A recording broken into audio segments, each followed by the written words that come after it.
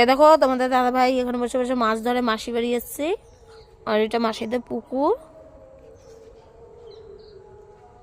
এই যে মাছ ধরে। আর এই যে পুকুর, মাসিদের পুকুরে অনেক মাছ আছে না? ফেললে ঠোকরাচ্ছে। মাসি কি করতে গেছে? হুম। আর এদিকে আমার মাসি জানি কি করে। পুকুরের মধ্যে লেবু পড়ছে, লেবু তোলে।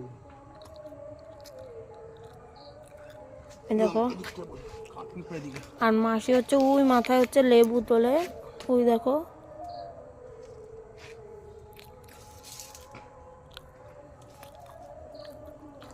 এই দেখো কি সুন্দর গাছপালা।